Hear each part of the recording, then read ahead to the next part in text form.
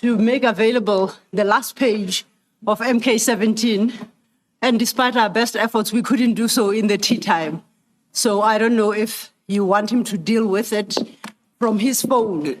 Perhaps that's best, yes. Okay, thank you, Chair. We've been standing at the door for a good few seconds. We do apologize for that, Chair. Thank you.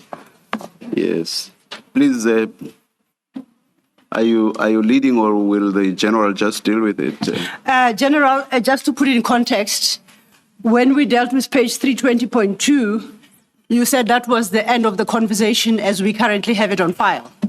You indicated that there was, however, communication beyond that point, and I think you referenced July 2025. But that currently is only on your phone. We don't have copies, as I indicated to the Chair, that we were unable to transfer from you, print, and make it available. So we invite you to the extent possible to guide us through the messages as you have them on your phone, and during the lunch hour, we'll attend to the physical copy thereof. That will be the 320.3, Chair. Thank you. Thank you, Commissioners. What is missing after the please accept my apology, which is on your files, the further communication that happened on the 2nd and on the 3rd of July 2025. And I must indicate, Commissioners, that throughout all this conversation I'm having with Mr. Brown Moti, he had not set in his phone the self-destruction message. It was not set. So I was screenshotting all this conversation, but he kept on, this message were always on a WhatsApp chat. Until the 2nd of July, this disappearing message was activated on his side. But I had already screen grabbed the communication also.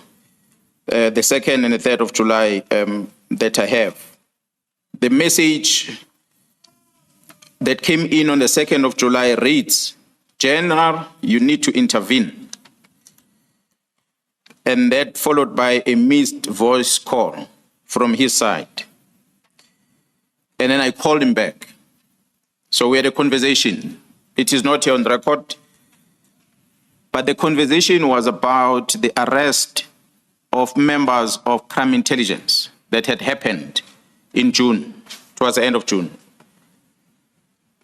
I do not know what was of an interest to him, because his communication was that we cannot be chasing J50s against each other.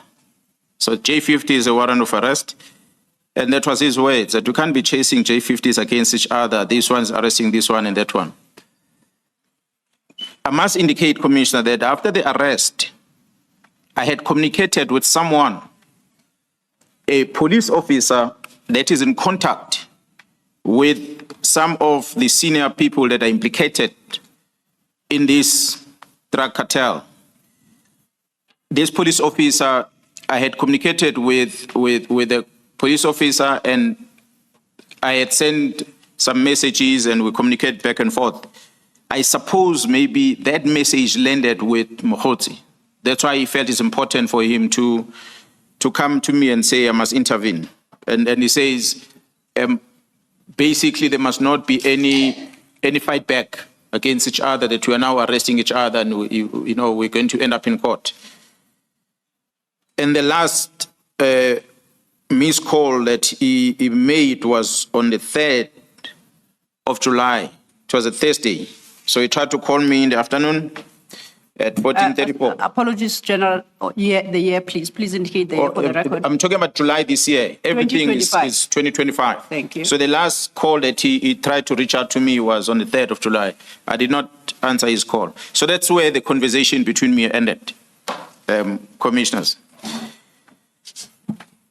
Thank you, General.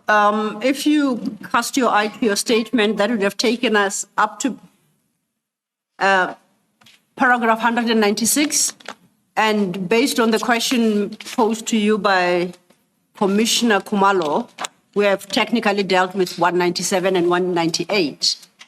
We then pick up the the issue of your appearance at the Portfolio Committee overleaf at paragraph 199.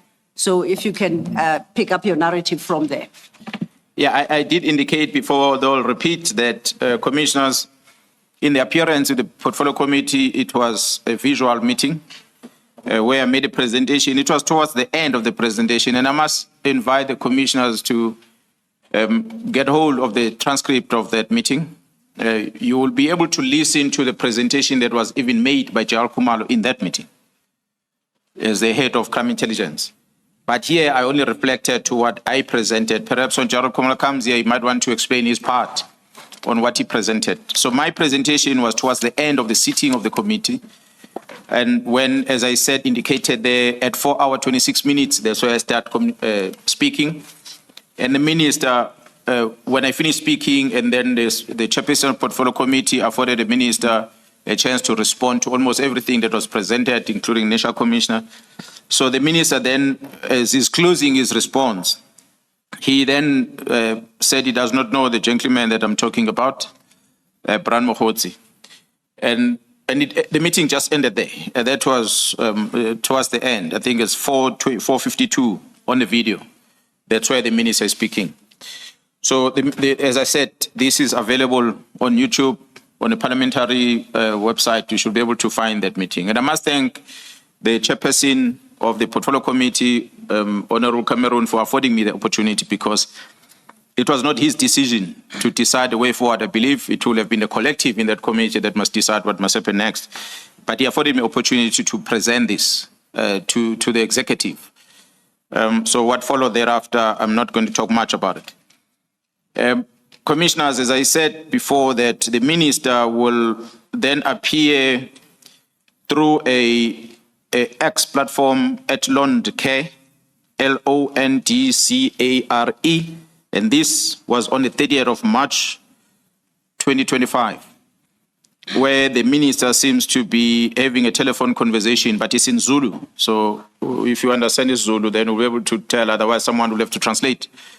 Where he's saying here that, no, that Brown Moti is my comrade. He's just a comrade from Northwest and not an associate. So as I said, we might want to go to the UK to establish what it means, each one of those words, associate and comrade.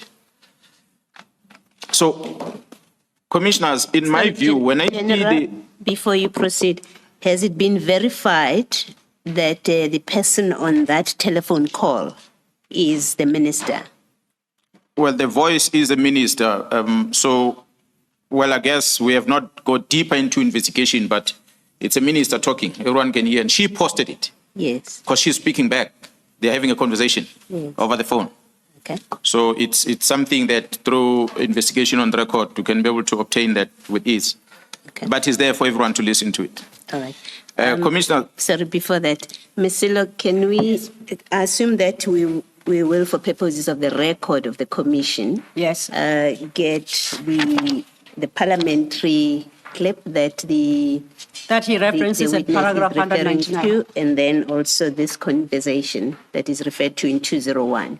We shall, purpose of the record. Commissioner, you mean we download Yes. and make, okay, we can attend to that. Okay, Thank you. So, commissioners, my conclusion on this matter, how Brown Moti is engaging on police matters, and yet is not a police officer, it made me conclude that this person, without being a police officer, has an access not just to police officers, but to the classified information of the police. Then here is in position of a crime intelligence presentation. Someone that was in that room will have to explain how does Brown Moti get hold of such. And the Brown Moti knowing even the diary of the minister, for him to say the minister is Lesigisigi, when I ask the chief of staff, he confirms that the minister is Lesigisigi. It's a public knowledge that the minister is Lesigisigi. So this is a man that knows every move of the minister. But despite all this public knowledge, the minister still denied knowing this person in Parliament. I find it strange, but it is not my place to decide what must happen thereafter. Commissioners, I want to move to the next one, Yes, perhaps. please do. With regard to what the team is busy with. The GCI Ops, I said earlier, is operating in Gauteng, dealing with this drug squad. As they are investigating, and part of their cases that land on their desk involve Vusmus Kadmatlala. And so they will arrest, they will retrieve phones, and they will download phones, and they will analyze phones. So through that communication, which the team will elaborate further, but I can indicate that the conversations that are picked out from that phone, it's a communication between Brown Moti and Kat Matlala. The two of them, they are communicating. As I said, the team is going to come before this commission where they're going to come and confirm the authenticity of the communication that is there as they were doing the investigation, and they've downloaded this conversation. But what was of a concern with the communication that is happening, commissioners, between Brown Moti and Kat Matlala, one conversation that is there, it's about the disbandment of the political killings task team. And this communication happened on the 31st of December 2024. And his message, one of the messages that he sends, Brown Moti sends to Kat Matlala, I'm going to quote as extracted from the WhatsApp, that today is the day and Matlala should just stand back. So this is what Mogotsi is telling Matlala, that today is the day, just stand back. And we know that the minister's letter was signed on the 31st of December. And Brown Mogotsi is talking about the disbandment of the team on the same day to Matlala. So which means he knows that it's going to happen on the very same day. Sorry, General. You've only read that today is the day you should stand back. Where do you read that they are talking about the disbandment of the task team? It's extracted from other communications that are happening in the phone. That's why I'm saying, commissioners, I don't want to go deeper into other extracts. The team is going to come and explain. I'm just highlighting the issues that concern me. That while I'm fighting the disbandment of the team and I'm trying to ask myself a question, who's behind this?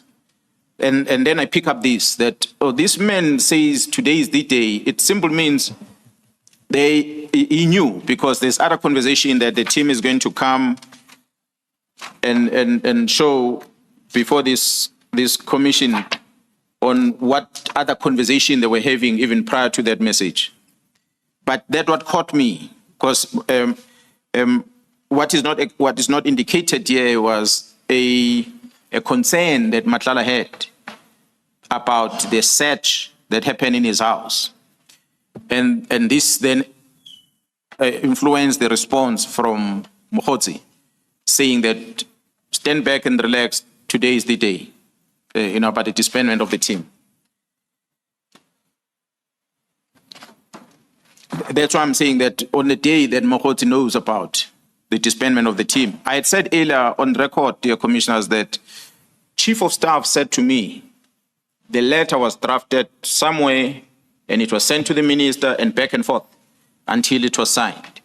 So whoever that drafted the letter, I hope Brown Mogotsi will have a knowledge as to who the person is.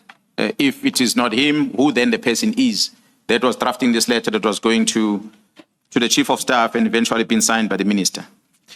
And on the 1st of January, while all of you, January 2025, while South Africans are celebrating the New Year, Brown Mogotsi informed Mr. Matlala that he will be meeting with Minister Mchunu and DNC Lieutenant General Sibiya.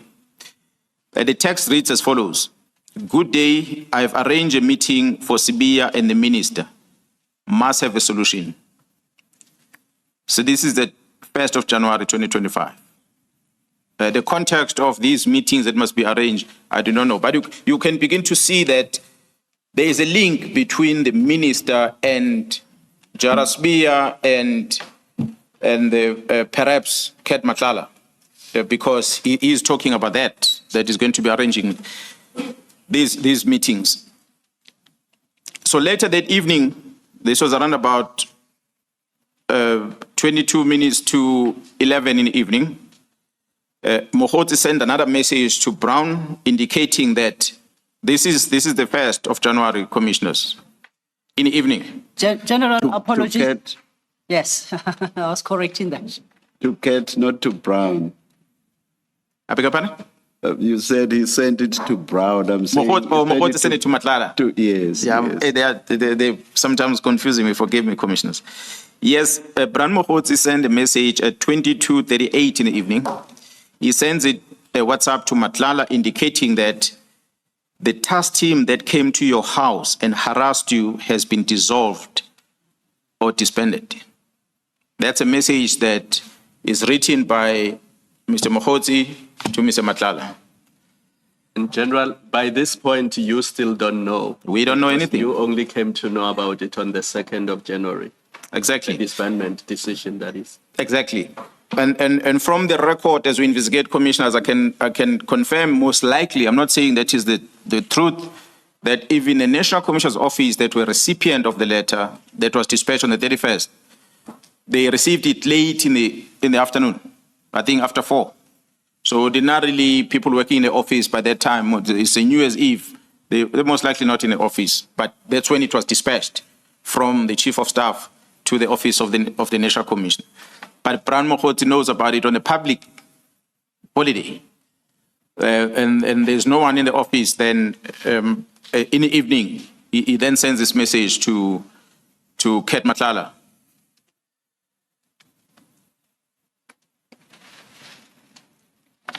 So if I move forward, commissioners,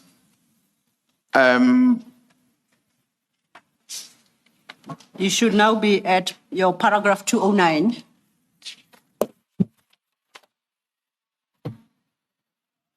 oh yeah, yes, Matlala then gave a response. But his response was not on the 1st, it was the following day, the 2nd of January. And he wrote on his message response, oh, really? I see you tried calling me last night. When is this happening? This is Matlala asking Mogotsi. And Mogotsi responded on his WhatsApp. He says, they got the letter on Monday. As we speak, they are bringing all the dockets to Spear.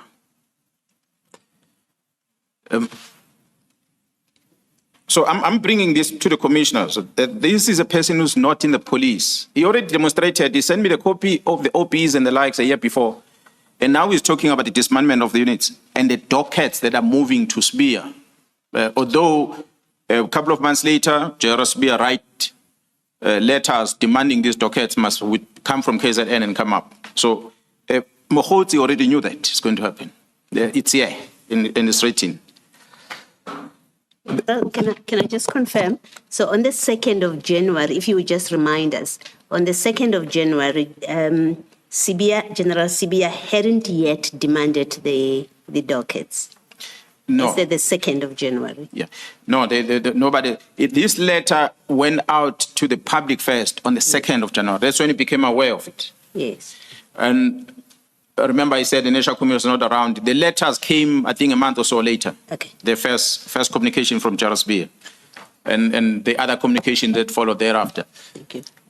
But the letter of the minister, which I want to draw the attention to of the commissioners, that the letter of the minister to disband the political killings task team addressed only 3 things.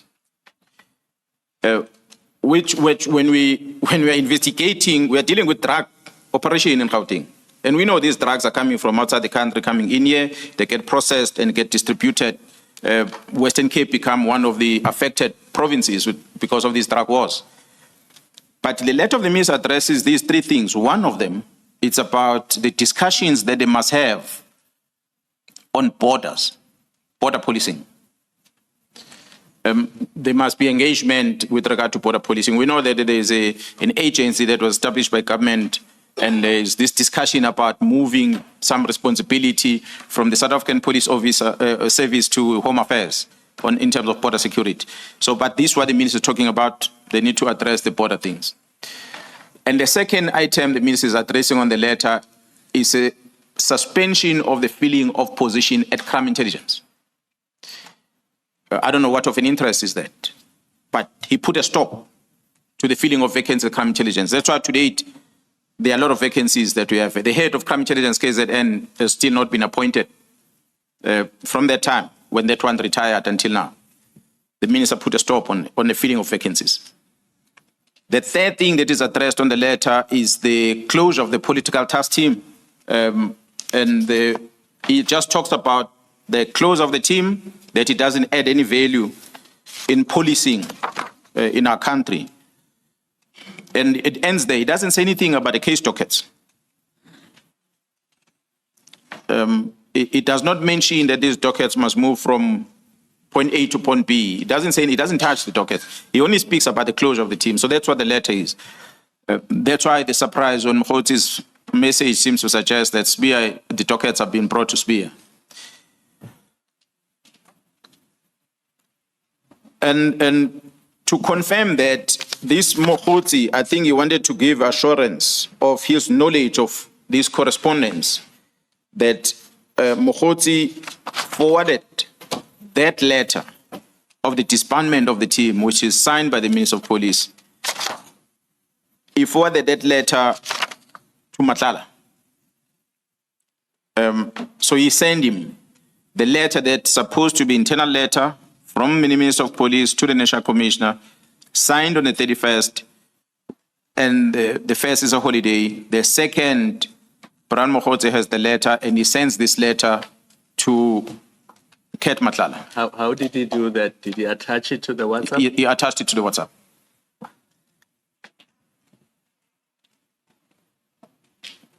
So I must indicate, as I conclude on this one, that at the time, neither myself, the National Commissioner, or the project manager, Jaro Kumalu, knew about this decision to close. So it is something that the team picked it up when they are continuing the investigation. Had we not arrested this Ket Matlala and have access to that phone, we probably might not have known about this. So this is just to display the level of connectivity that Brown Moti has in the police. Well, he said it in public, that which is on the record on TV, that he was with a part of the operation to bring Thabo Bester into the country. He said that. And I know that Jarkhan was in that operation too. So it's something on the side that will need to be checked, that I don't want to delve into. The special task force were in that operation too, that flew over to that country, although they didn't get off the plane. They picked up these people and they came back. So how that operation was done, how was it coordinated, but it was not authorized by General Kumar as the Divisional Commissioner of Crime Intelligence, for sure. So I'm not going to delve into that, but Brown Moti maybe is invited here. He will have to explain this involvement that he has, because he's not registered as a source in the police, but he has access to everything in the police. So I'm at 213, so I'm not sure, Yes, should I move on? And that's the conclusion of your testimony as regards the executive. However, when we're dealing with, I think, business people yesterday, we stood down some paragraphs because they involve Mr. Mogotsi as well, and we said we'll deal with them today. And you should pick it up from paragraph 240 at page 74 of your statement.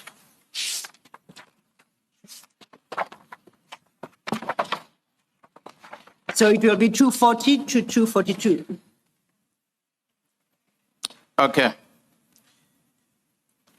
Again, commissioners here, as the team, because they've extracted a lot of information, and one of the conversation that is there between Brown Mogotsi and Ket Matlala on the 26th of January, Brown Mogotsi sends a message to Matlala reminding him to submit his invoice. So from the intelligence gathering, commissioners, I'm informed that Matlala did provide a proof of his invoice that was submitted, and the payment that was supposed to be made to him from the ACPS contract that he had with the South African Police Service to be expedited. And after that, Mogotsi sends a screenshot of his conversation with the Minister Mchunu, including that he plans to have a meeting with the Deputy National Commissioner, General Sibia, and the Chief of Staff, Mr. Nkabinde, to discuss the finalization of Khumalo and General Mkhwanazi matters. This is a conversation they are having, the two of them. That, yes, there are two General Mkhwanazis in the police. It's myself and the one who's acting in Mpumalanga. One might conclude that maybe they are talking about the one in Mpumalanga, but it is a team of KZN that is involved with investigation in Gauteng. That's why I concluded that it's me that has been discussed here. I do not know what discussions they are having, but there is a communication that is attached, commissioners, there and annexed to our document. Let me assist you there, General. At page 75, it's a blue screenshot. However, we've updated your file's overleaf. Is the enlarged version of it. That would be page 75.1 for easier reading. Thank you. Commissioners, this is available. I don't have to read everything that is there, but this is just an indication of the communication about the meetings that are in Durban. What is of an interest on this, commissioners, as I read it, is that in the message that he sends is that he is in Durban and is talking about a Phoenix saga, which relates to a lady, and that was just a question mark as to what Phoenix saga is there. Which is part of what the team is investigating. There's something that was happening in Durban that he was communicating with the minister about. But in the end of that conversation, that's where he brings me, if you go towards the bottom, that's where he's talking about the employment of cybersecurity people that are supposed to assist. I do not know what his involvement with the cybersecurity, but it is there. And that's where, in the same conversation, he makes a reference to the funding. And as General Kumar and team are going to come here, they're going to show you that he had facilitated the funding of the guest of the Minister of Police when they attended the ANC rally in Cape Town. There's receipts, there's proof, there's hotel accommodation, and there are many things that the team has collected that they're going to come here and display. But I was just extracting this and I wanted to focus on the last paragraph when he says also meeting with the DNC and the Chief of Staff today in Durban for finalization of Khumalo and General Mkhwanazi's matter. That drew my attention as to what is it that they are planning, what is it that they are discussing, which a conversation happened in January, as I said, of 2025. As an extract from the WhatsApp. General, you say this is a screenshot found in Matlala's phone. That's correct. And sent to him by Brown Moti. Yes. So it's not found in Brown Moti's phone? No. We have not gone to Brown Moti because the investigation, the team is dealing with the cases that are before them. And the cases that are before them involve Kat Matlala. We have not registered any case against Brown Moti. So he's not a suspect of anything. That's why you couldn't just go to him at the time and conduct a search and pick up things, because we'll be victimizing people. Why would you do that? If there's no case, we have no reason to go after him. So, but as we are picking up these things, we then see this communication.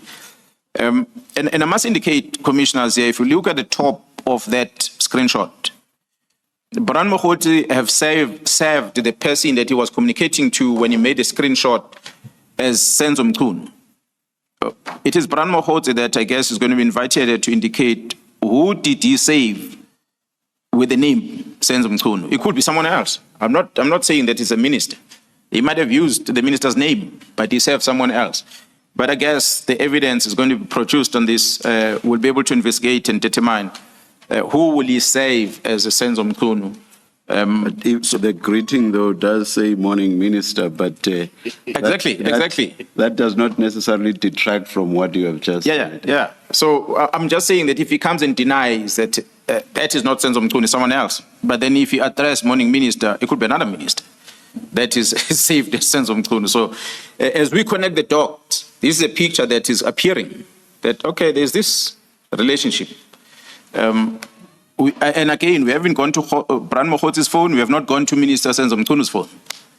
Equally so, to check these conversations. So I think that's just about everything. Essie? You had touched, General, on a question of funding. I just want to check, is it what's reflected at item 2 of that message? Is that what you're talking about, or are you talking about something else? That is correct. So the conversation here that talks about the funding of 20, we really didn't know what is funding of 20 because we know the people that were funded earlier in January, they were less than 20 that went to Cape Town. The flights were booked and everything, paid off by Ket Matlala. Yes. And so this discussion about the funding of 20, and to make a reference that this person is the one I said has a 3 billion contract with SAPS. Yeah. We know, I don't know whether there's a 3 billion contract somewhere. I know that Ket Matlala had a contract with SAPS of 360 million rand. So I do not know what is a 3 billion contract is, but these are conversation screenshots that he sends to Ket Matlala. We will pick it up with another witness. Perhaps better clarity will be provided then. Is there anything else you would like to draw the commissioner's attention to insofar as the screenshot is concerned? Of Brown Moti? Yeah, insofar as Brown Moti is... No, commissioners, for me, I conclude that the minister invited this Brown Moti, or he shared too much of the police things with a person who's not supposed to be part of the police. And this Brown Moti seems to suggest that from reading of everything, that he has a real influence to the minister. The minister has an ear to this Brown Moti, so he's able to speak things and to the minister, for minister to believe, and he knows what's happening in the police, but not only at the minister's office. He also knows what's happening with the investigations, indication that him and General Sibia have contacts, and he seems to have access to crime intelligence. That's why he will bring General Khan to the picture. So this is a person that we know that if he claims he went to Tanzania, he will have perhaps been a compound of General Khan. So it's a person that's wide range of access into the police, classified information, everything. So he's allowed to dictate terms in how the policing must operate.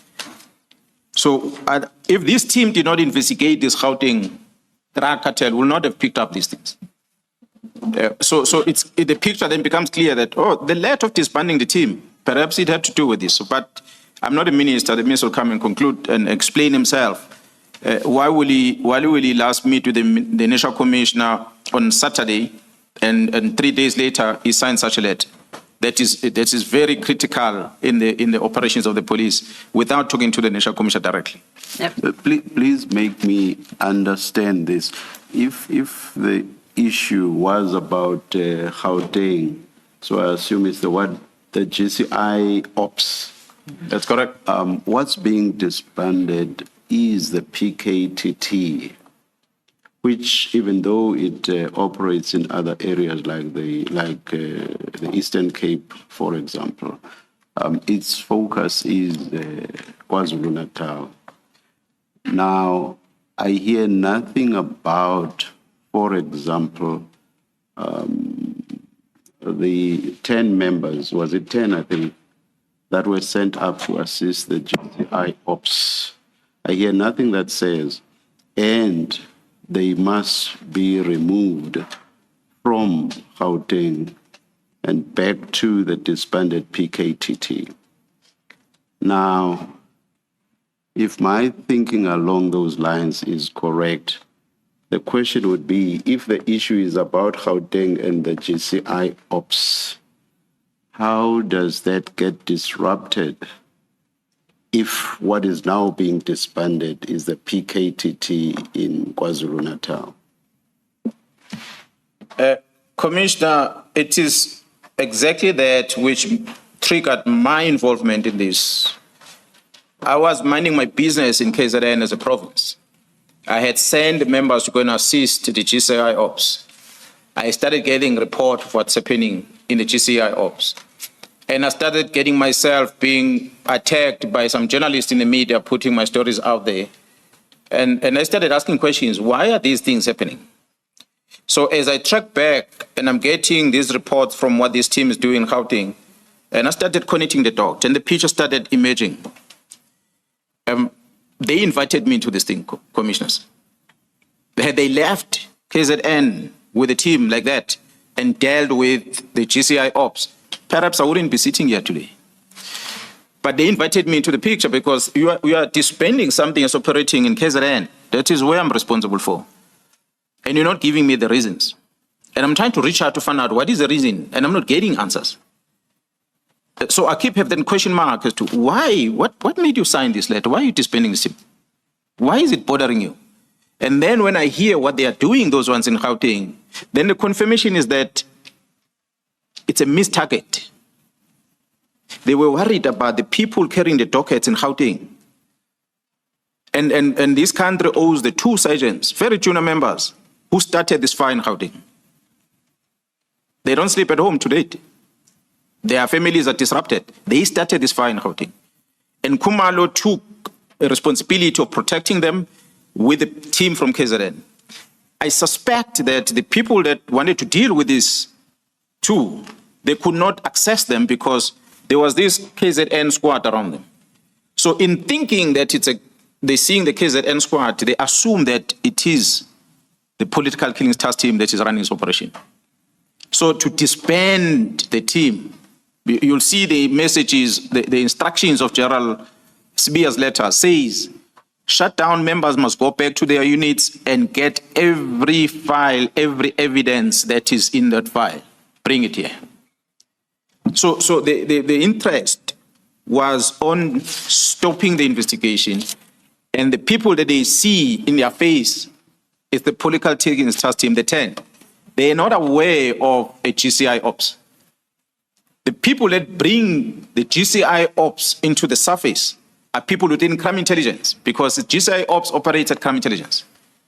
It's a counterintelligence operation. I had said earlier, General Khan was acting there and he was moved. So this operation is running without him part of it. So it is people from crime intelligence that knows about the operation. That only brings it to the fore. But before the letter, those that maybe influence the minister, they thought it is a political task team. That's why with us having displayed the performance of the team, the meritorious experts of this world's academias who took an opportunity to talk bad about the team being influenced by people will come to this forum and explain where did they get this information from if the performance is like this and you are writing this correspondence of saying this team is still a squad, fighting squad, and so forth. So do I understand you to be saying this, General? There were no instructions at the time of disbandment and even at the time of General Sibiya's letter that related to the GCI ops and the 10 officers from KZN who had gone up to Gauteng to assist. No instructions at all related specifically to the GCI ops and to the 10 who had gone up to assist. Chair, if I may, before the witness responds, General Mkhwanazi referenced letters where he spoke of the instruction to bring all investigations and what happens to all members of the task team. May I be permitted to direct him to the document? May I get that more directly, please? Okay. Because the broad statement that all members must go, it Indeed. could only have been to those who are on the ground servicing the PKTT as such, and not those that may have left KZN and were in a sense not really servicing the PKTT. So, Chair, I think what we should do. I'm not Yes. countering what you are saying. I just Because it all depends on the wording. It could very well be those who are members of PKTT go back to their respective stations wherever they are located at the time. Let's get clarity from the Now, General, if you please go to Annexure MK10. That would start at your page 187.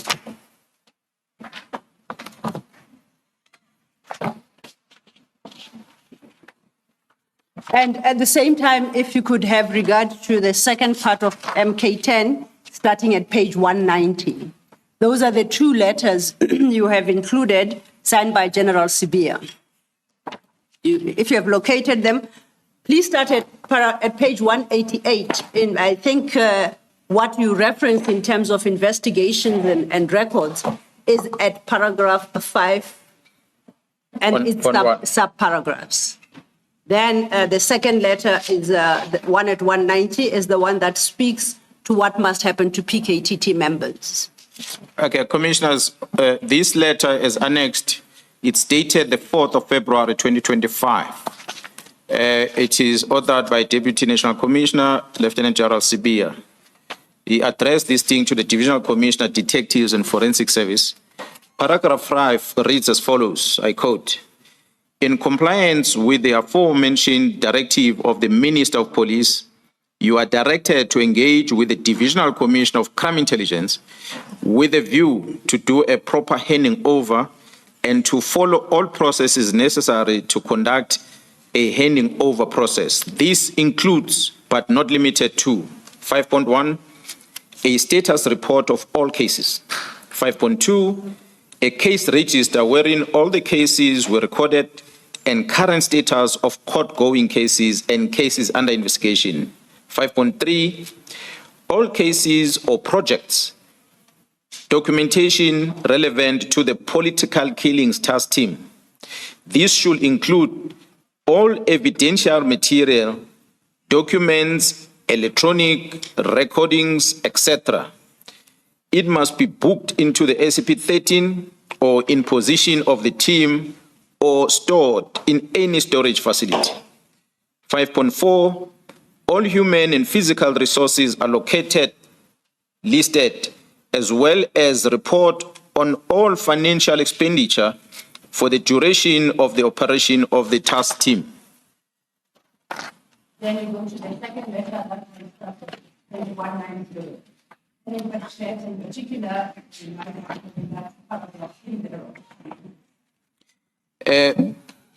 I apologize. Please repeat what Because I knock it and then it distorts the sound. I was referring you, General, to the letter starting at page 190, Yes. part of MK10, and I was saying to the point, perhaps you might want to have regard to paragraph 3 thereof. This is a letter that was written by General Sibia on the 22nd of April, 2025. It is addressed to the Divisional Commissioner Crime Intelligence as well as Divisional Commissioner Detectives and Forensic. The headings, the deactivation and disbandment of the National Task Team on Political Killings. Paragraph 3 says, reads as follows, a final feedback report on the finalization of this process, including confirmation that all task team members have reported back to their stations of origin, is awaited on or before the 25th of April, 2025. End quote.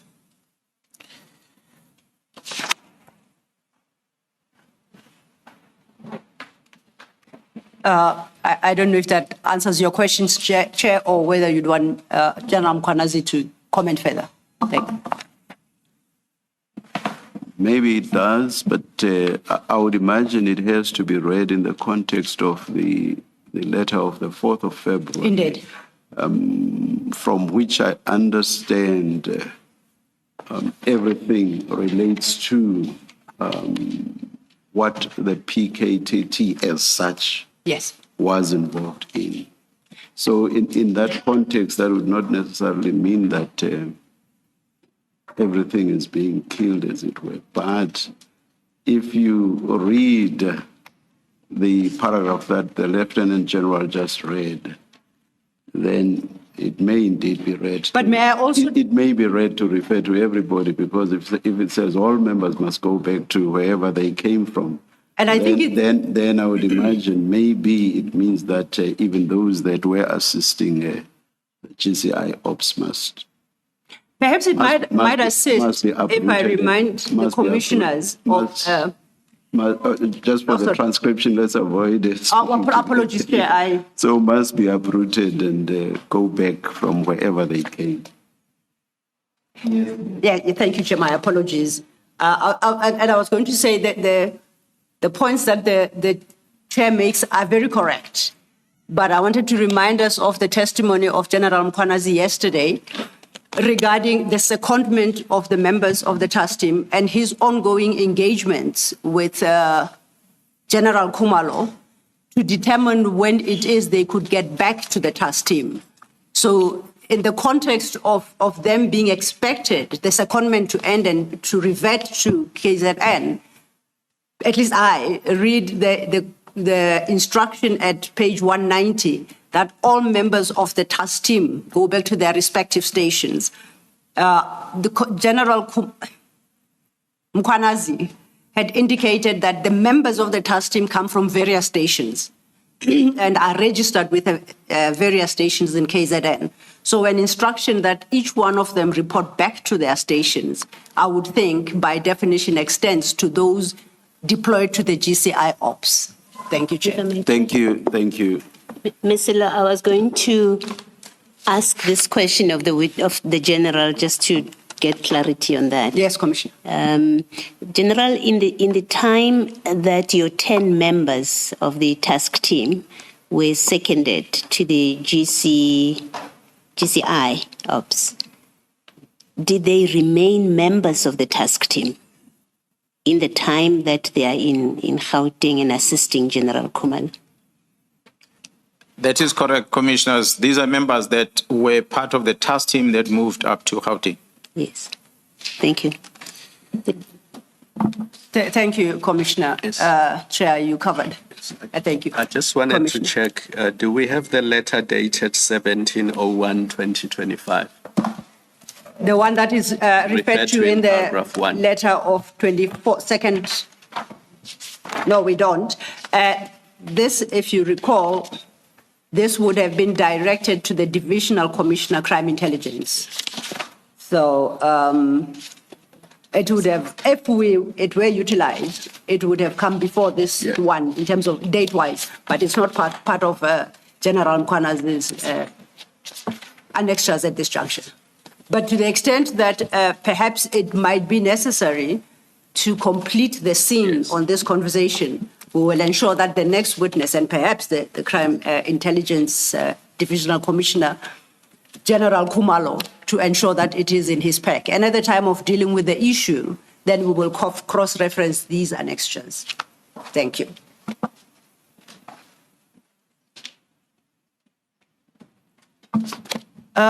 Chair, on a statement, we would have completed this part of the evidence, and we're just completed at paragraph 242, which would then take us to 243.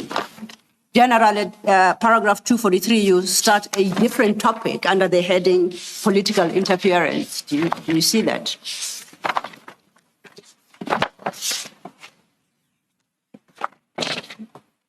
Yes. You start this at 243. Will you take your testimony, pick it up from there, remembering when you go over, leave to skip page 75.1. It would continue then at page 76. Okay. When you're ready, thank you. Thank you so much. Commissioners, this is just to display the level of involvement or intervention that the minister has, or interference that the minister has with regard to the work of the police, which is inappropriate of a person on his level. On this political interference, what I'm displaying here, Commissioners, is that the task team minister issued an instruction in December. And the task team continues to work in KZN. And an incident happens after his instruction on the in February, Commissioners, where a councillor is killed in KZN. And once again, for the record, please give the year of that February. And I think you're talking about what you set out at paragraph 244 of your statement. Yeah, that's correct. That will An remind incident you of the happens date. in 2024 February, where a councillor is killed. And the police arrested two. Sorry. General, General, yes. You said 2024. Your statement reads differently. 2025, my apologies, Commissioner. And in fact, your paragraph of 244 has got the full date. Perhaps you just might want to take that into consideration. Okay, on the 5th of February, 2025, after the shooting incident that had occurred in one of the small districts in KwaZulu-Natal, which is called the Lembe district. For those who are familiar, it's in around Palito side. A councillor was killed, Mr. Mapida, and two arrests were effected. The station, knowing the procedures that we have, that when an incident of this nature involve councillors, they must communicate with the political killings task team so that they can take over the docket. And the district commissioner directed as such, and that is Major General Gopal. Major General Gopal then contacted me and informed me about his engagement with the Minister of Police, Mr. Senzo Mchunu. Before you proceed, can you place into context Major General Gopal? Who is he? Where is he based? What station, if necessary, and his level within SAPS? If you perhaps have regard to paragraph 244. Major General Gopal is the district commissioner of Ilembe district. So the incident that happened under his jurisdiction. So General Gopal experienced a situation where the minister calls him and you want to be briefed about the incident that happened. So the minister didn't bother to phone the national commissioner or phone me, but he phoned the district commissioner to ask about that incident that involved the matter of a council. And General Gopal responded to the minister and explained to him what has transpired and so forth. And then he indicated to him that the case docket has been referred to the political killings task team for investigation. And according to General Gopal, the minister was very unhappy about this. And he asked, why did they give the case docket to the political killings task team? And the General Gopal explained to the minister that this is a standard procedure that we have. The political killings task team, they are better resourced. They've got an investigation capacity and contacts to help investigate the cause of this murder and the people behind it. So the minister had wanted General Gopal to keep him up to date about the status of that investigation, although he was upset about the fact that that docket was given to the political killings task team. So here's a minister who's upset to the district commissioner about who's carrying the docket instead of appreciating the work done by the police, that they've arrested the perpetrators. But that is not of an interest to the minister. What makes him upset, more focused, is why is the docket given to the task team? This will have been on the 5th of February. And again, on the 15th of February, the minister reached out to General Gopal and seeking update. And the General Gopal then indicated that the information about the status of the case is with the investigating officer from the political killing task team. The least he can do is to send those investigating officers to brief the minister about the status of this case that he was asking General Gopal, because General Gopal is not carrying that investigation. But the minister then responded to General Gopal and said, no, he's covered, which means he does not need that political task team to come and brief him. And General Gopal has deposited an affidavit about that interaction that he had with the minister, which is attached on our records here marked MK21 as a reference. So, Before you proceed, two things, Chair. MK21 is the affidavit, typed affidavit. So it doesn't have signature at the back. We're trying to track down the original affidavit from, which this was transcribed. That goes to page 8, that 331. And beyond that is another document that I'm going to request the witness to explain, and then he can speak to the annexure in its totality. General, you understand that the affidavit annexed purportedly by Major General Gopal in your annexure is not signed, correct? yes. And attached to that is another document appearing from page 333, which you have combined with that affidavit. I would like to invite you to talk to the second document from 333 and explain to the commissioners what that is.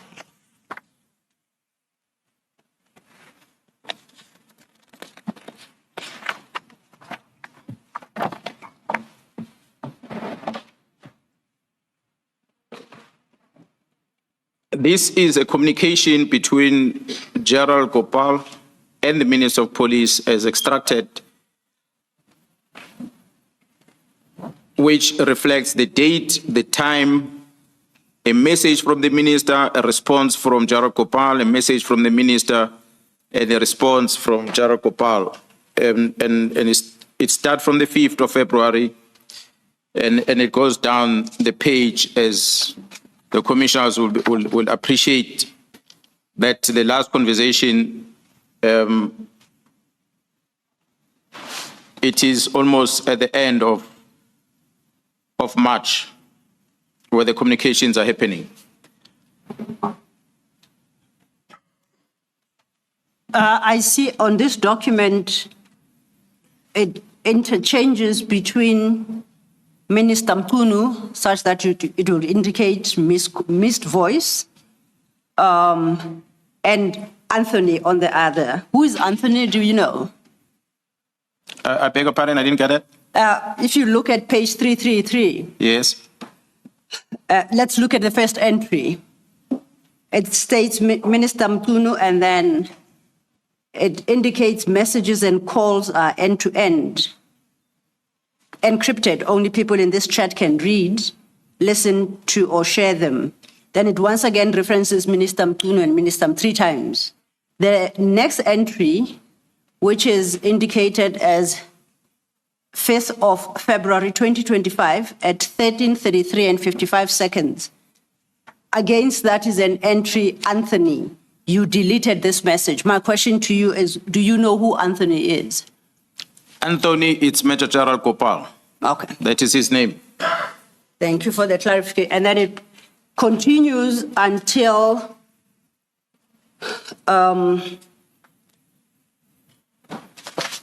overleaf, I think. at page 334. You may proceed. With whatever further comments you wanted to make about this document. No, the 334, I think, is still an extract from the conversation, the messages that are with General Gopal. It does not necessarily mean that they are with Minister Mchunu per se. But it's part of conversation that is extracted from General Gopal. It shows the other communication, not necessarily only with the minister. So how do we read this? Are you suggesting to the commission that from the first entry to about just past the halfway point of the page, I don't want to mention the name that is written there, everything above is a communication between Major General Gopal and the minister, but everything else below, you see there is a word in parentheses before an ID number. Are you suggesting everything below that now no longer involves the minister, but it's communication that is within Major General's telephone? Commissioner, yes, this communication is not necessarily with the minister, but if you read the last message on 333, Yes. which is dated the 30th of March 2025 at 10:59 in the morning, Yes. where General Gopal, with the name Anthony, where he typed that minister, local branch may raise concern on candidate as from the charter I picked up, or the chat I picked up. Let me explain to the commission what this communication is about. This communication is not about the case of a councillor. And it's a culture of the experience we have as a police that when the executive authority is engaging on a political project, there's always blur lines about focusing on political issues, but you want to bring the portfolio of being the executive authority and you invite the police to be part of this political program. What had happened here, there was going to be by-elections. A person who was a councillor had resigned from the position. And that person, for whatever reason they were having in that political party, he resigned and he joined another political party. So he was campaigning for another political party. So the minister then came into the area as a deployee of his party to assist the campaigning of another candidate to be elected. So part of his, when he arrived, he requested, actually he didn't even communicate with myself nor General Gopal, he communicated with the station commander. He said to the station commander he wants to meet the station management at the police station because he wants to ask them about a case. The case allegedly that involves the councillor that had resigned from this side and moved over campaigning for another political party. So the minister was entrusted to know what is happening with that case because this man has got a case. So, which means they wanted to make sure that he's arrested so he doesn't stand for the other party. So the minister called the station management. The station management communicated to General Gopal. General Gopal was sitting with me and he told me about it. And I said, I think you better go there. The minister cannot sit with the station management alone. Go there and find out what's going on. And at the same time, the station had already informed General Gopal on what the minister's specific cases that he wants them to come and account to him about. Remember, he came there for campaigning, for election. But he wants the station to come and explain to him about the status of the case against a competitor for the election. So the station must brief him about it. General Gopal obtained information with regard to the status of the case. So he went to a meeting. I guess the minister was surprised when General Gopal landed there. That the minister suddenly he meets General Gopal is not only station management alone. And then he inquires about this candidate. Unfortunately, for the people that are of that political party that minister belongs to, they had a mistaken identity. They thought the case that was open was against a candidate, but it was against the candidate's brother. Missed target again, like the PKTT and GCI. They missed the target there. And they realized that their complaint is unfounded. But beside that, there was a case the feedback was given there, which was satisfactory with regard to the status of the case, although it didn't concern them, but they were told, okay, the case is like this. But the question was, Minister, why would you want the station management to come in account to you about a specific case that involves a person who's competing with you in the political space? So which means if there was a case against this person, he was going to put pressure to the station management to make sure they arrest this person before the local elections that were going to take place. So fortunately, Gerald Gopal intervened. So when you see this communication that is attached here, it's more of a status of the case that Gerald Gopal needed to go and brief the minister about. That's what is here. So this is the type of behavior that we started seeing happening in the province. Well, the results of those elections are there for everyone to know. The person who resigned from this side and competed for this side, who won. It's not our business as the police. We shouldn't get involved with it. But this is the interference that when we talk about the executive authority that end up not knowing where to cross the line comes in. We experience it a lot in the police. Thank you, General. Just for the record, we do confirm that we have reached out to Major General Gopal. He would have to come and confirm precisely what the General has said. Is there any other matter you would like to deal with under that heading, political interference, or does that bring you to the conclusion? So far, in terms of the executives we had in the police, it's the Minister Senzo Mchunu with this level of interferences that I've displayed, and also Gerald Cele with the interference in terms of the disciplinary matters that I spoke about earlier.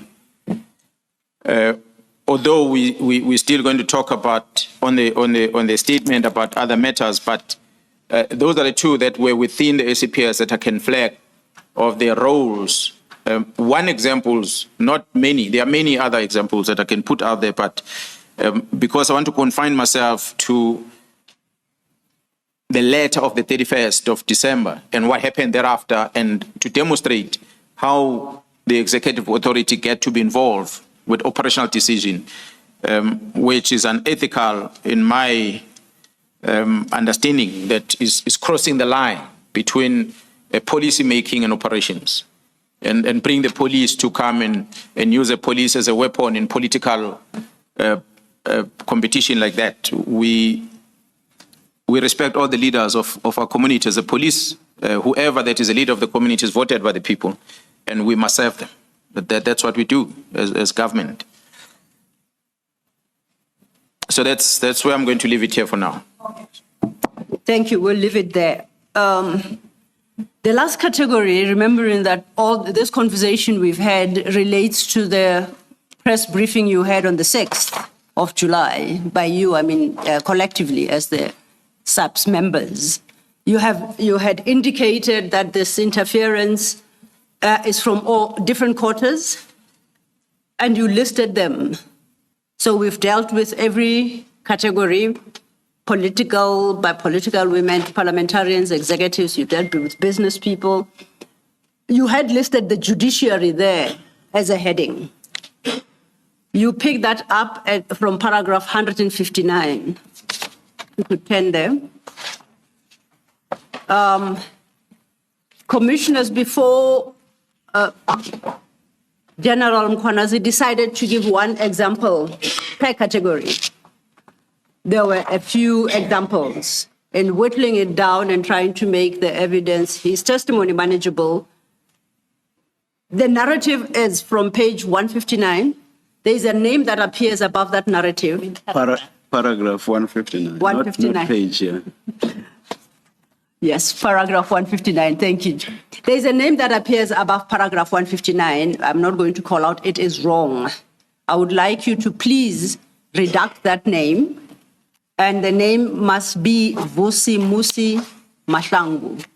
But the rest of the paragraphs stay the same. And as I said, in the process of reduction, the narrative relative to the individual got mixed up. So we apologize for that. I won't even call that name.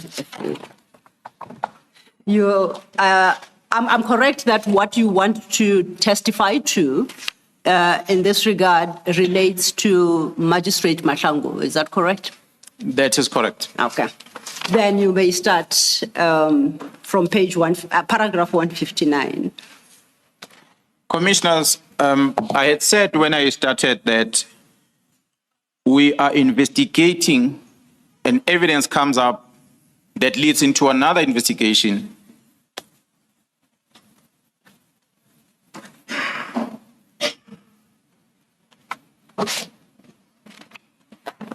Sorry for that, General. You may continue. Commissioners, I had indicated that as we investigate, we gather information which leads us into another investigation as we uncover certain things, it leads us into another investigation. So we end up seeing the picture of everything without knowing at the beginning what will have caused. That's why we end up seeing the picture. So the picture that we started seeing that I was demonstrating for the 2.5 days is that the team that was working in KZN, which was supervised by General Kumalo, and find themselves having to second members to come to Gauteng to assist the Gauteng police on an operation that is under intelligence that is managed by General Kumalo. And this operation in Gauteng was dealing with the drug cartel, and some of them are arrested, the Mulifes, the Matlalas, and there are many others that are a part of the list of what the team have identified. Police officers in part of it, and so forth. Now there are 2 operations, 1 man, 2 operations, 1 division. And this person is at crime intelligence. Is busy with 2 things. Is busy with, actually 3 things. Is busy with an investigation of coordination of KZN political issues. Is busy with the organized crime of Gauteng on one side, but is busy managing the division that is called crime intelligence, trying to put reforms and fix things up there. Now, the letter of 31 December 2024 that disbands the team, it triggers my inquiry. So as I inquire on what these members are doing, I begin to know about this level of corruption and criminality happening in Gauteng and the challenges the team is facing. And through my sources that I deployed in different structures also of different departments as well as a community around, I stayed, which I didn't say earlier, I worked in Gauteng for more than 20 years. I stayed here. So I know every corner of this province. So I have people that I know that I talk to and they feed me information, police officers and other private people that still give me information about what's happening in this province.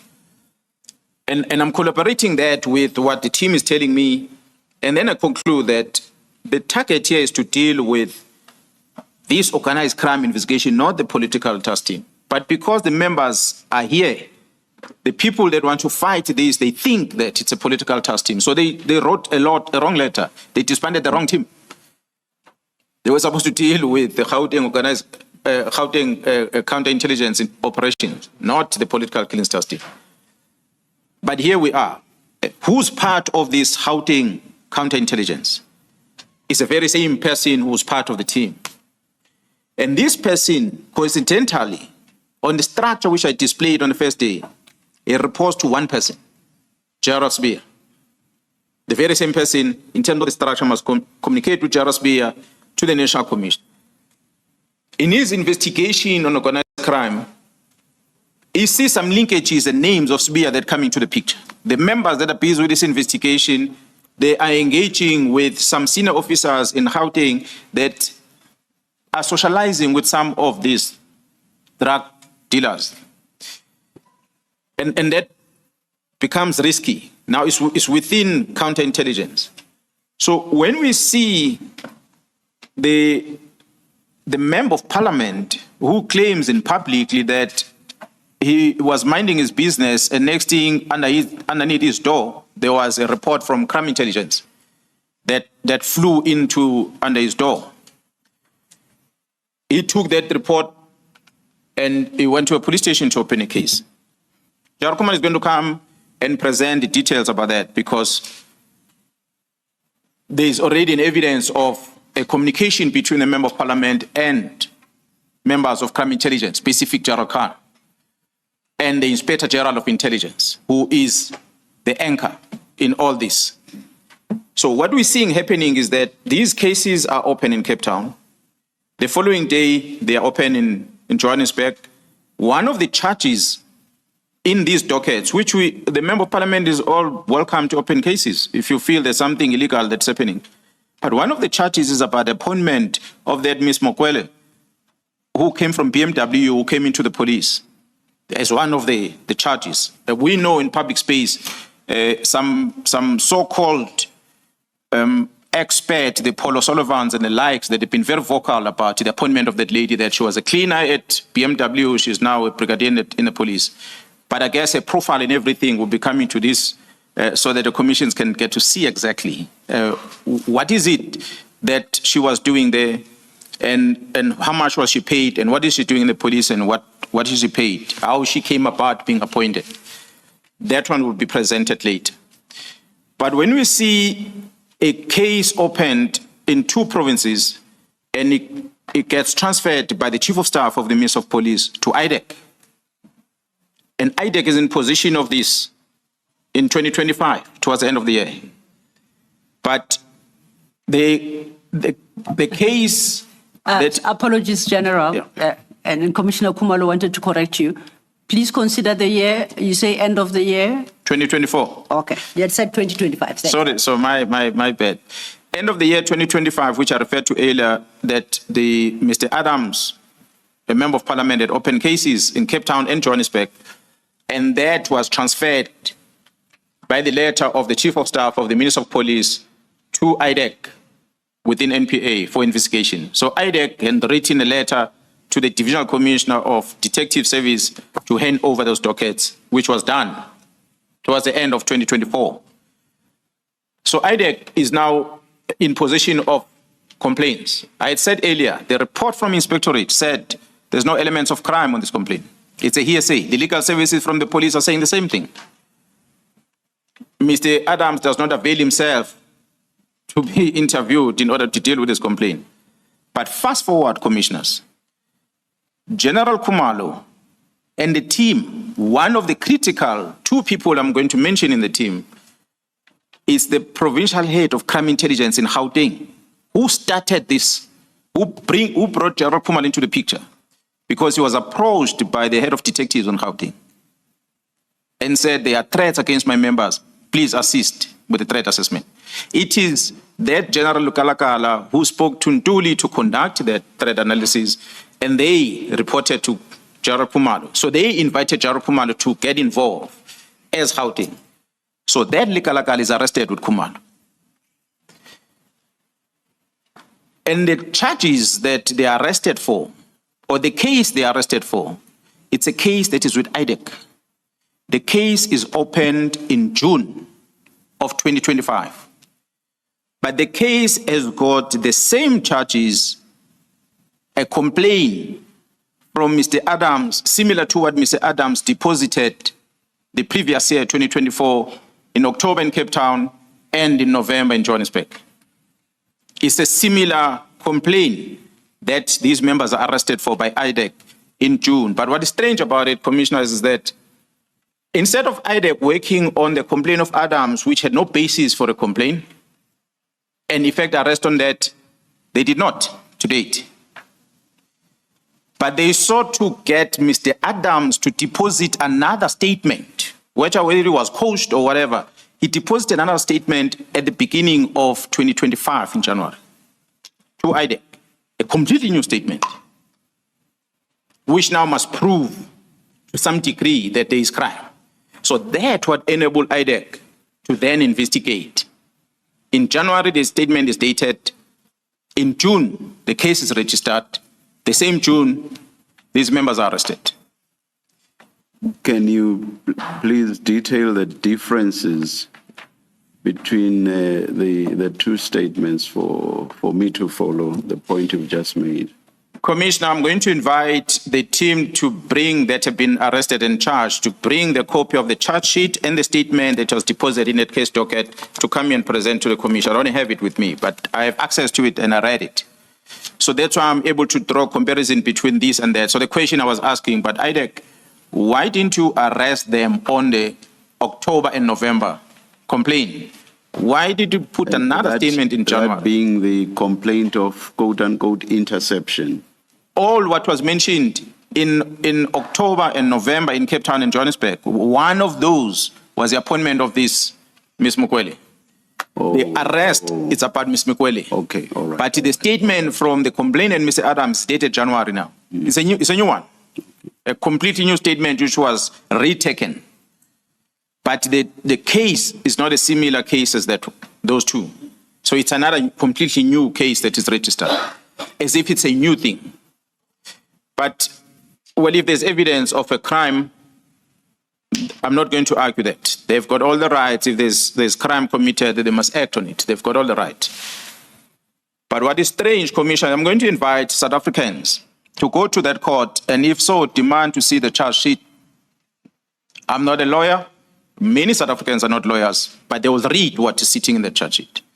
And they will know that this, in any given day, it should not have landed in a criminal court of law. But it is there. Magistrate signs a warrant, or IDEC investigator signs a statement and gives it to the prosecutor in IDEC, who signs off that statement. It goes to the magistrate approves the warrant of arrest, and these people are arrested. And they go to court. In court, strange things happen, Commissioner. That's what makes me to then get to worry. That's why I'm talking about it here today. Because one of the strange things that happened, it involves a magistrate who's presiding over a case that the members from crime intelligence are arrested on. He imposed a very bizarre bail condition towards those members. And the bail condition that is imposed by the magistrate in that case against these members from crime intelligence said explicitly that these members were arrested for facilitating the appointment of Ms. Mukwele from BMW to crime intelligence, apart from going, not this incident happened in Pretoria in their offices, they are apart not to go into any premises of crime intelligence anywhere in the Republic of South Africa. That's a bail condition. This is not what the state asked for, but this is what the magistrate took it upon himself to impose on these members.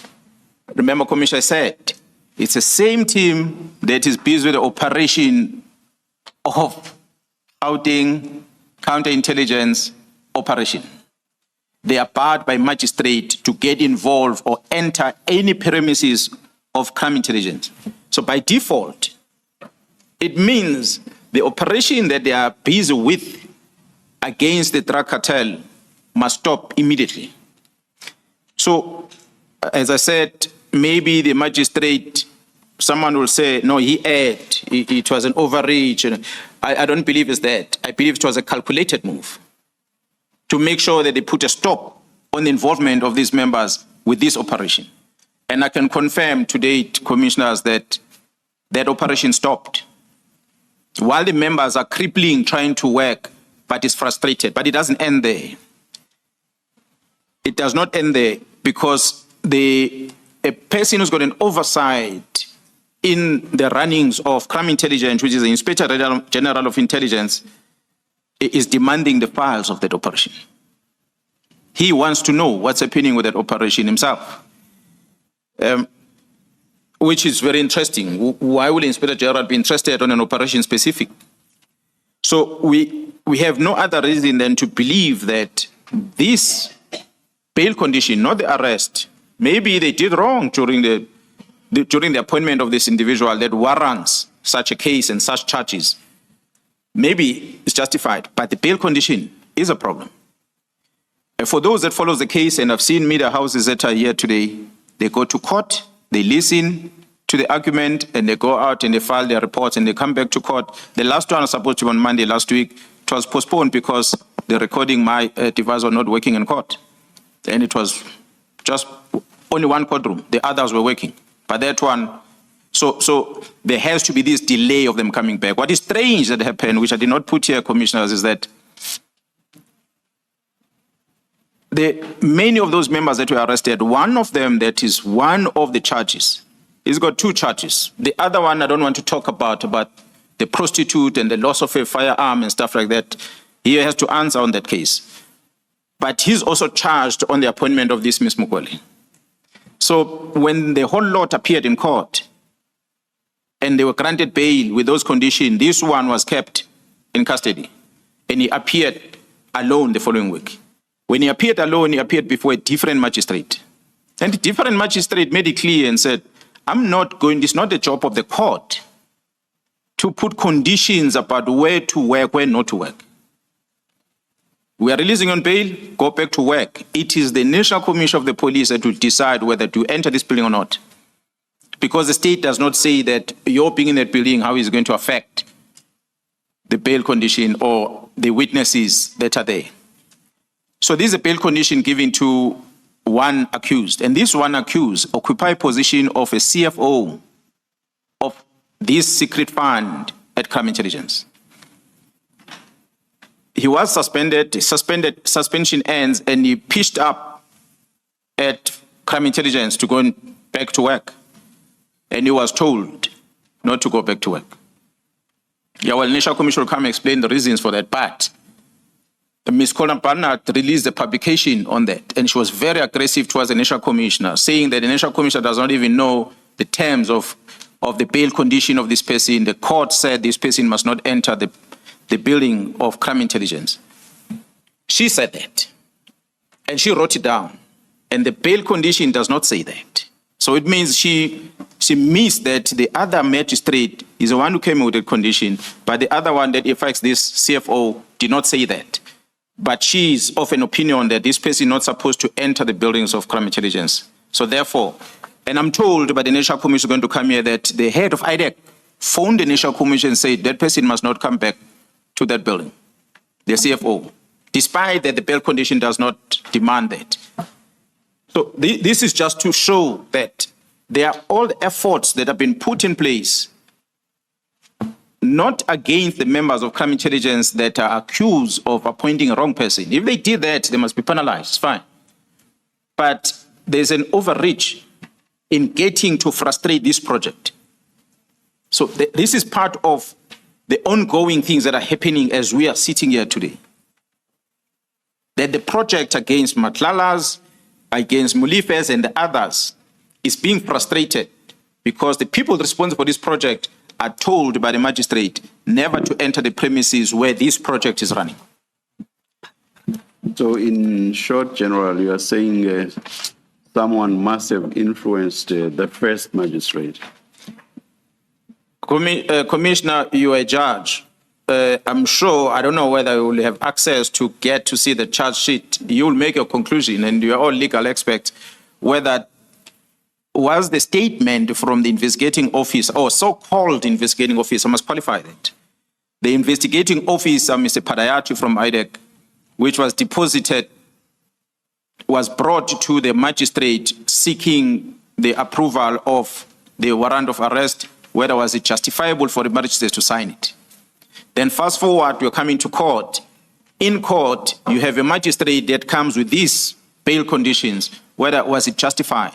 So behaviors of both senior people within the court, it makes me conclude that it's a part of a plan to frustrate this project. So I invite the commissioners to have access into this record in court so that we can be able to see what are they charged for and what crime did they commit.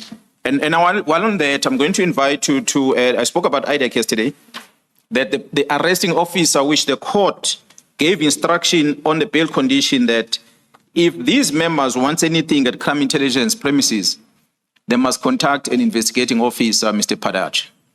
Mr. Padayache has never touched a case docket in his life.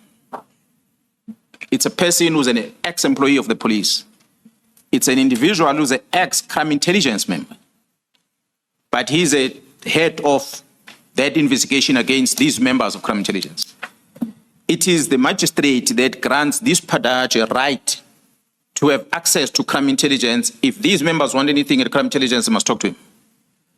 So we invite the commissioner to go and check on the record of the appointment of Padayache in IDEC, his qualifications, and IDEC may will come here and justify why did they choose such a person to become a senior investigator at IDEC that is charged with the responsibility of dealing with serious crime, and yet to bring a person who is retired from the police to become a head of investigation at IDEC with no qualification whatsoever on investigations, and grant that person an authority to be the one that is going to handle these matters. So I invite the commissioner to go deeper into that matter.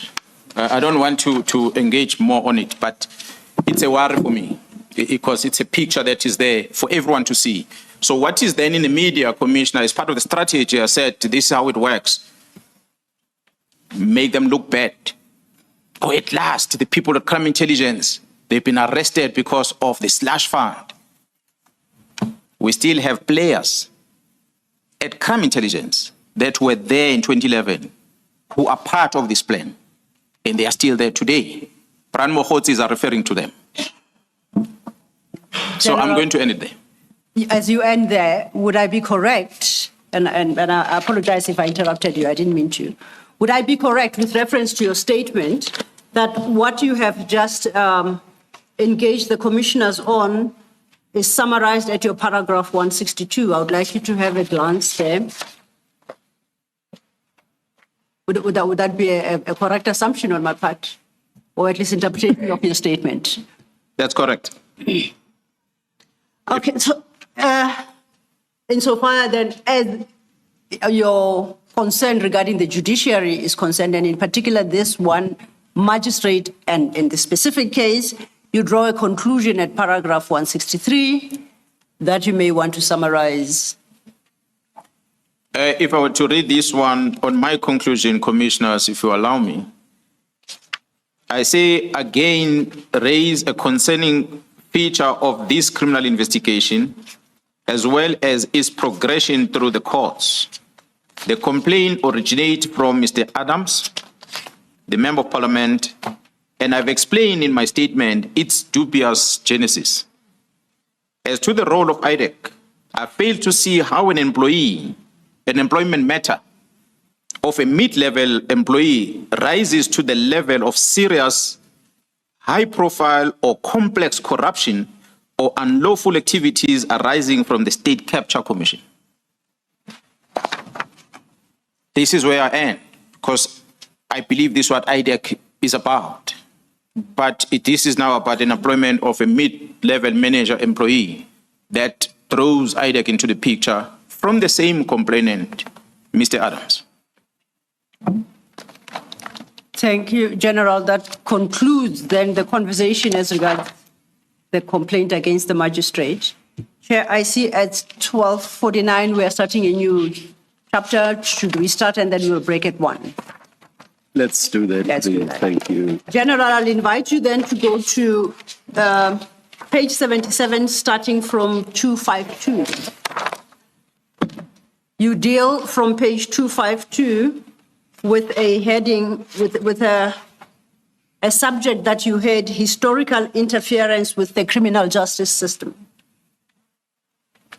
Would you take the commissioners through that aspect of your testimony? Commissioners, when I spoke on the 5th of March 2025 in Parliament, I made a reference to the experience that I had from 2011. And what I see happening right now, it takes me back to 2011. And that makes me realize that I cannot just sit back and allow the irregularities that were happening in 2011 when I was the acting national commissioner to repeat itself because it's going to become a culture, it's going to be embedded in how the justice system works in this country. Therefore, the citizens are not going to be safe. I've seen it in 2011 and it's happening again.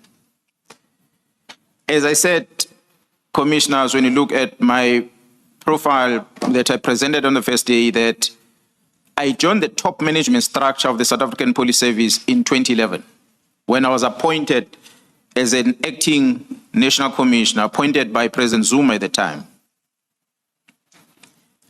I must indicate that when I was appointed, the person that was the Minister of Police was Minister Mteto, Nathi Mteto. He was the Minister of Police.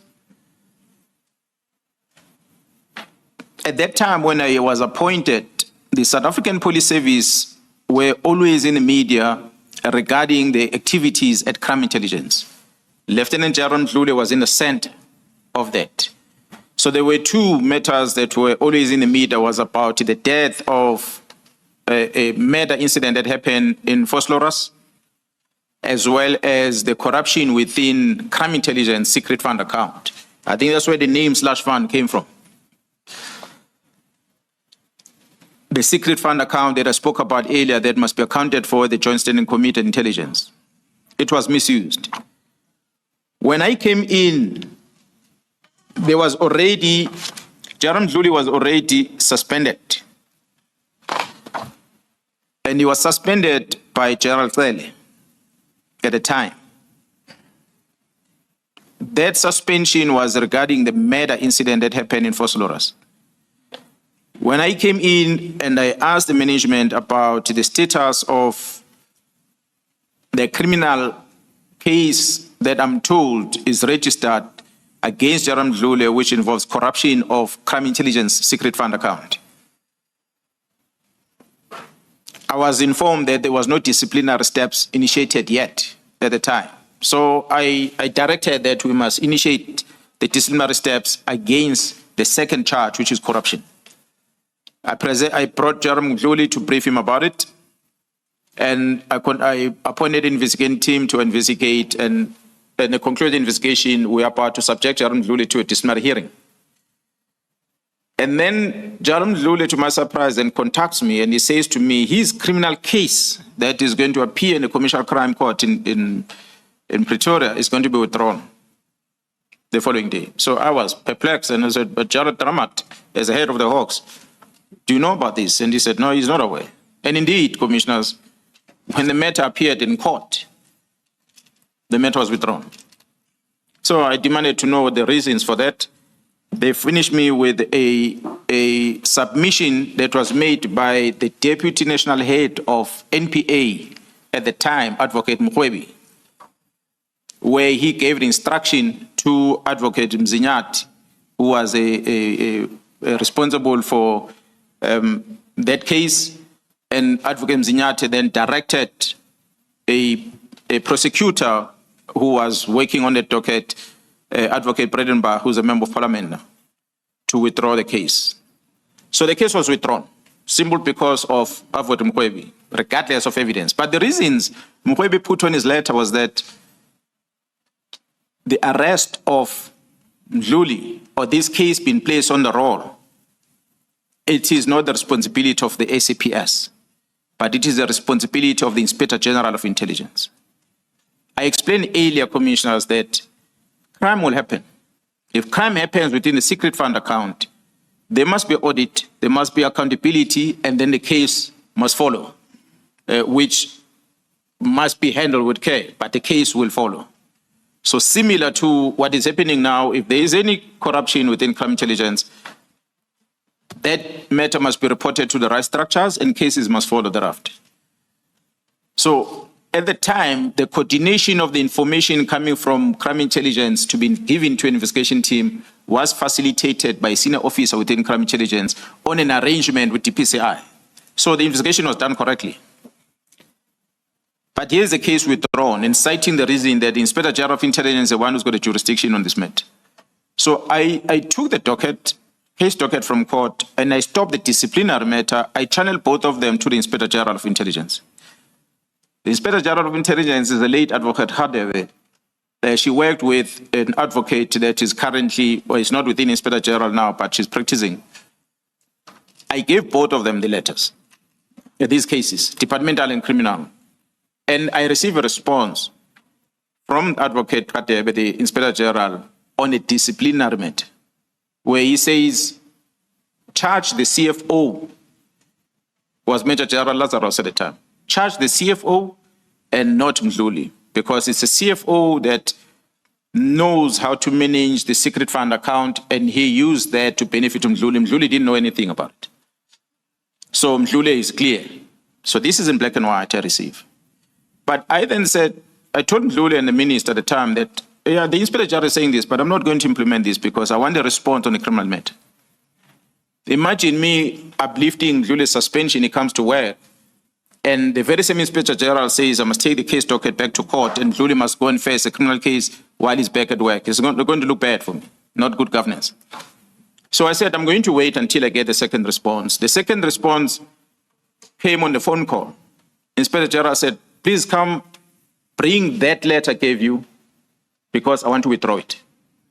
So my question was, why do you want to withdraw? And she says, no, we have studied the case docket, and the reason advanced by the National Director of Public Prosecution is misplaced. We as Inspector General are not responsible for criminal investigation, but our investigation results into us producing reports to Parliament, Joint Standing Committee, not to take it to court. So this case, Mkhwanazi must go and answer in court. So I gave her that letter. She withdrew it, and she wrote me a new letter to say Mkhwanazi must go and face his music in court. So I then said to Judge Drama, DPCI, send the case back to court. And I called Advocate Jiba, Nomgcobo Jiba was the acting national director at the time of prosecution, and I informed her, I said, your deputy withdrew this case in court. I want you to now attend to it because you are the head of the NPA. And she said she's in China at the time, I must send it back to Mkhwanazi.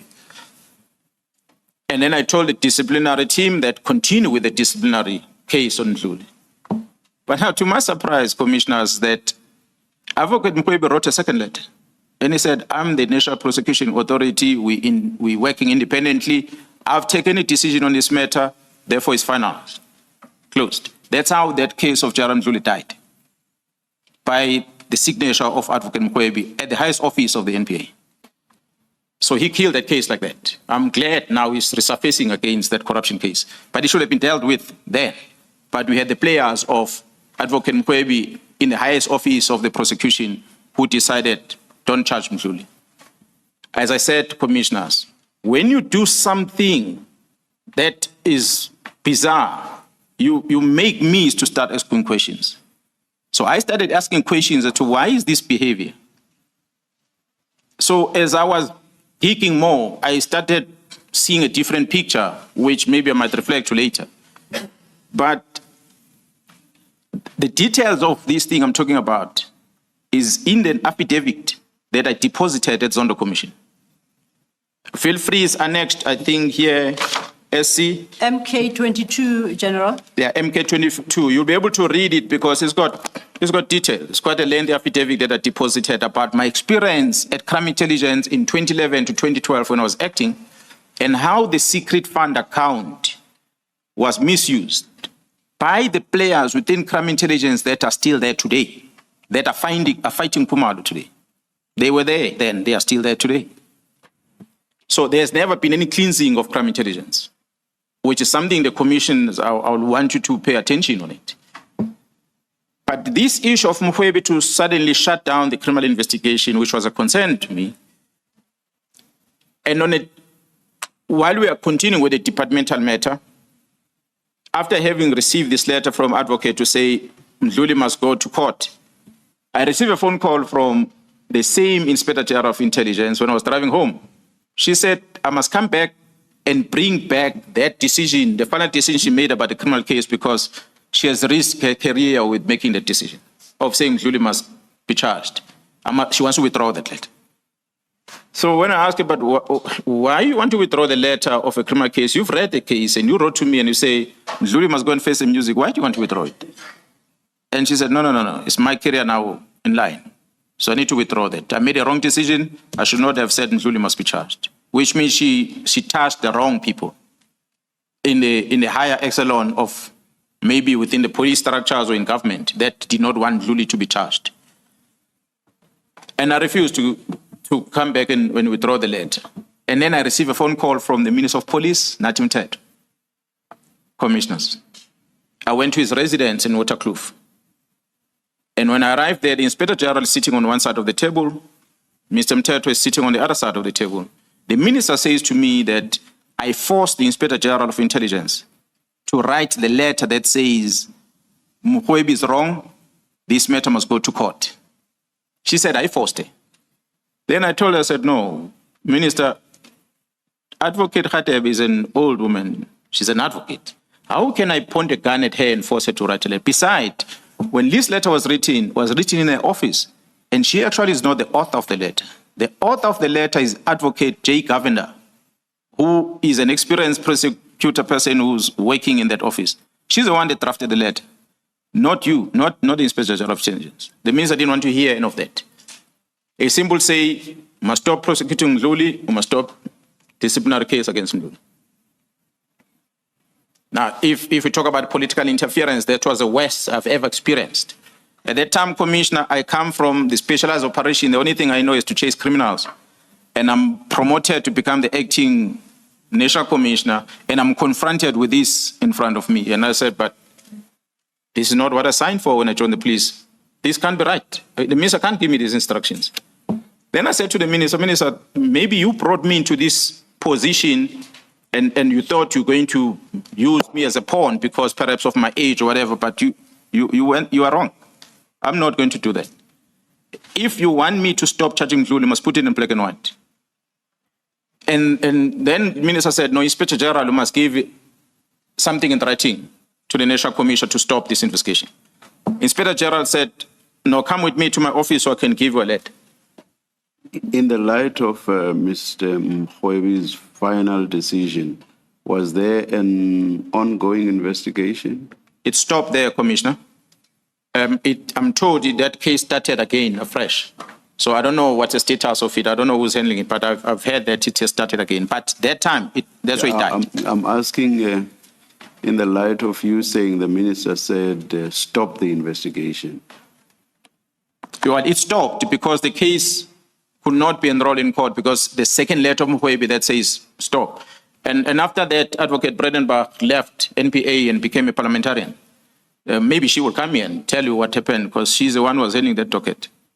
I don't know the details within NPA, what politics was happening there. But I believe that is one of maybe the things that might motivated her to leave NPA. I do not know. But I'm talking about experience I had was that Mkhwanazi had written a first letter and referred to the Inspector General. Inspector General responded back and said, this is not my terrain. And Mkhwanazi wrote another letter and say, my final decision. And that was the end of that case. But coming back now to the stopping of a disciplinary part, because although they are saying this in court, but disciplinary is within my control, I'm not going to stop it, not unless they write to me and they say I must stop. Inspector General, remember I said, commissioners, is the one who have an oversight role within the 6-rand fund account. So what she says to me in black and white, I must believe it because she's the one who's responsible for monitoring the abuse of this fund and whether it is used according to the rules set out within the intelligence space. So before I left with her to the house, I told the minister that I'm done acting. If you think me being the acting national commissioner, I must now bow down to the wrong illegal instructions that you're giving me. His words was, I didn't appoint you, it's the president that appointed you. So I told the president, I'll go and meet with him, but I'm done acting. So I went to the Inspector General's office, and I don't know whether it's my ancestors or whatever that helped me, because the letter that she had written me first, that cleared Mkhwanazi and said I must charge the CFO, which she later withdrew, she did not destroy the letter. She archived that letter. And she issued me another letter which contradicts that one. Remember, the first letter said Mkhwanazi is clean. Now that she's giving me another letter that talks about the case, she's saying, no, Mkhwanazi is not clean. He must go to court. So So those two letters are contradicting each other. But instead of destroying the first letter, she didn't. She archived it, and she withdrew that from the archive. She gave it to me. So I took that and I walked, contacted the president, and I told the president, I'm done acting. Then the president said, no, I'm going to get someone. And I went to meet management. I told all the generals, said, prepare your exit, because whoever is going to come is going to deal with you harshly. And indeed, that's what happened, commissioners. The JRPF was appointed, and I was made to go and sit at home in Montana for the whole year, which was fine. I noticed that it's a Yeah. good few minutes after 1. That's Advocate right. civil law. Absolutely. I understood this to be an introduction to a point that what used to happen is still continuing. Between you and the general, you may want to discuss whether we want to go into this much detail on In fact, on the point. not, Chair, but my assessment is actually he has delivered his message. His intention in terms of the statement was to indicate that whatever political interference he references now is not a new occurrence in his personal experience. Yes.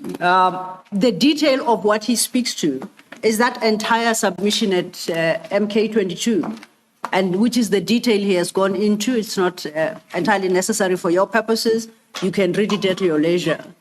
And after lunch, I think General would be ready to move on to the next point now. Or, Yes. Unless you still want to touch on, to finalize anything of significance and insofar as Yeah. historical interference is concerned.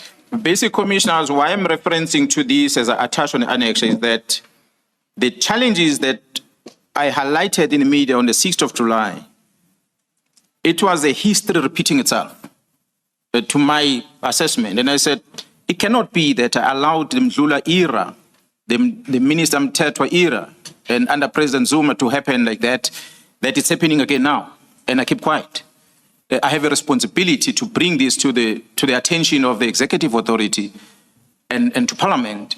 And in failing that, I was left with no choice to tell the people that employed me, which are the citizens of South Africa, that what's going on in our system. So that's where my submission is. And I invite you to really look at that lengthy affidavit I deposited at the Zondo Commission. Yes. Thank you, General. Thank you, General. Let's adjourn until 2 p.m. Thank you, Let's Chair. adjourn.